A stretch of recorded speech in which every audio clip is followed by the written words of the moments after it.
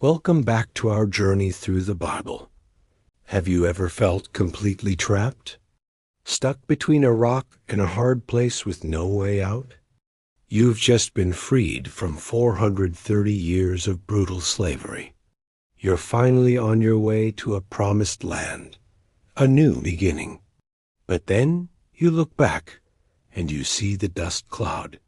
The entire army of the most powerful nation on earth is thundering towards you, hell-bent on dragging you back or destroying you completely. In front of you, an impassable sea. There's nowhere to run, nowhere to hide. This was the terrifying reality for the Israelites. Just moments after letting them go, Pharaoh had a massive change of heart. What have we done? He fumed. We've lost our entire workforce. The economic impact hit him, and his pride was wounded. So he gathered his elite force's 600 of his absolute best war chariots, plus every other chariot in Egypt, all commanded by his top officers. This wasn't just a retrieval mission. This was a show of overwhelming, terrifying force. They were coming to make an example of the Hebrews. Meanwhile, the Israelites were camped by the Red Sea, likely feeling a sense of cautious optimism. Freedom was new, strange, and wonderful. But then, a lookout spots it, that growing cloud of dust on the horizon. The ground begins to tremble with the pounding of thousands of hooves and the rumble of chariot wheels. Panic rips through the camp like a wildfire. The sight of the approaching Egyptian army, their former masters, armed to the teeth, sent a wave of pure terror through the people. Their newfound hope evaporated in an instant, replaced by the chilling certainty of death. They turned on their leader, Moses, their voices filled with accusation and despair.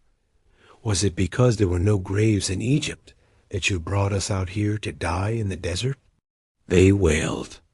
It would have been better for us to stay and serve the Egyptians than to die out here in the wilderness. Their fear was so profound that slavery seemed like a better option than the freedom that had led them to this seemingly hopeless situation. They saw only two choices, recapture or annihilation. They couldn't see a third way.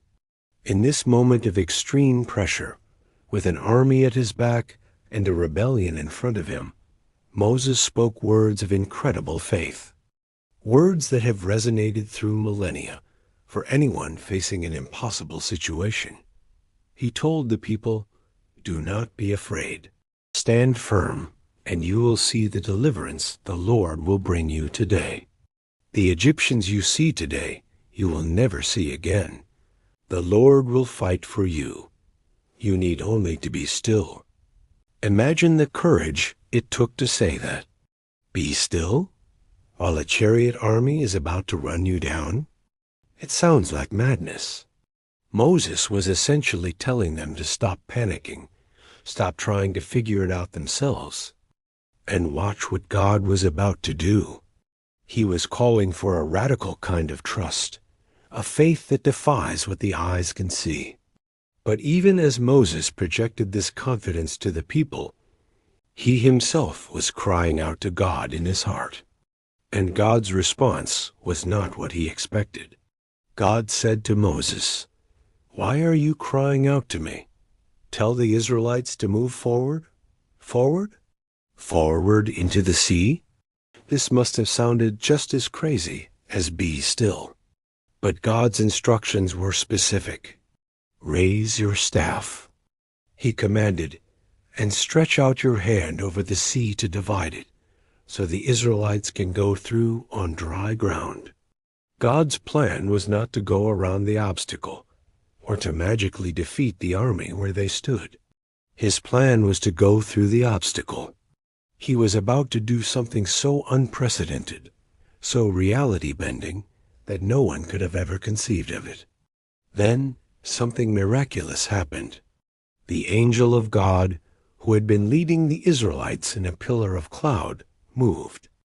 It shifted from the front of the camp to the rear, placing itself directly between the terrified Israelites and the advancing Egyptian army. This pillar, which had been a guiding light for Israel, became a wall of deep, impenetrable darkness for the Egyptians. They were plunged into confusion, their advance completely halted. But on the Israelite side of the pillar, it continued to glow, providing light and a strange sense of security throughout the night. One group was stalled in blackness, the other was bathed in divine light. With an impossible command hanging in the air, "Walk forward." As Moses stood on the shore and stretched his hand out over the water, God unleashed a powerful east wind. This wasn't just a strong breeze. It was a supernatural gale that blew all night long. It pushed and pressed against the waters of the Red Sea, literally driving them back. The seabed, once a muddy, impassable mire, began to dry out, becoming firm ground. The water didn't just recede. It piled up on either side, standing up like two immense, glistening walls. A pathway was carved directly through the heart of the sea. Can you even imagine the sight? The sound of the roaring wind, the surreal vision of liquid walls towering over them, and a dry path lit by a divine glow leading into the abyss. It must have taken immense faith to take that first step, but they did. Led by Moses, the entire nation of Israel, every man, woman, and child, with all their livestock, walked into the sea on dry ground. They were walking between two walls of water, a liquid canyon, with their enemies held back by a cloud of darkness. They were walking through their impossibility. When the last of the Israelites reached the other side, morning began to break. The pillar of cloud lifted, and the Egyptians could see their prey had escaped. Without hesitation, they charged down the same path into the sea, consumed by their pursuit. They were so focused on recapturing the slaves that they failed to recognize the sheer absurdity of driving chariots at the bottom of the sea. But their arrogance was their undoing. Inside the sea corridor, God began to fight for Israel. The chariot wheels started to get clogged, maybe with mud God allowed to soften, or perhaps they just started breaking and coming off. Their advance turned into a chaotic mess. Panic set in among the Egyptian soldiers. "Get away from the Israelites," they shouted to one another. "The Lord is fighting for them against Egypt." The terrifying realization, they weren't just fighting a group of runaway slaves. They were fighting the God of those slaves. But it was too late.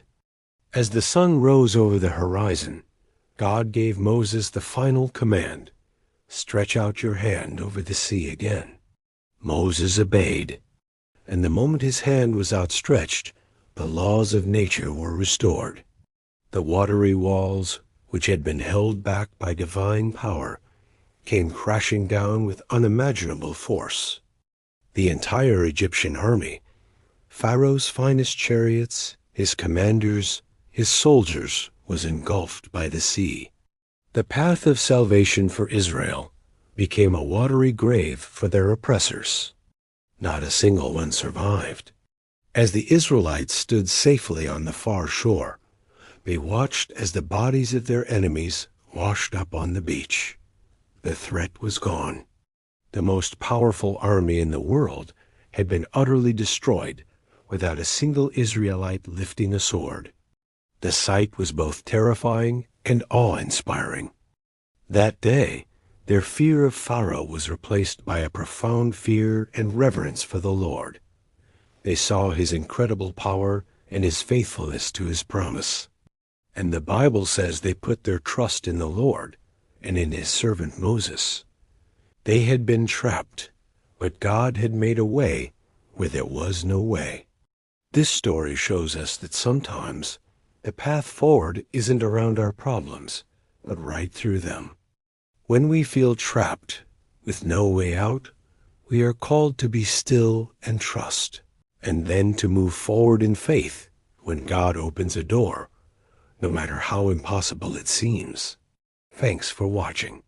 If this story inspires you, be sure to like this video and subscribe for more content that explores these powerful accounts.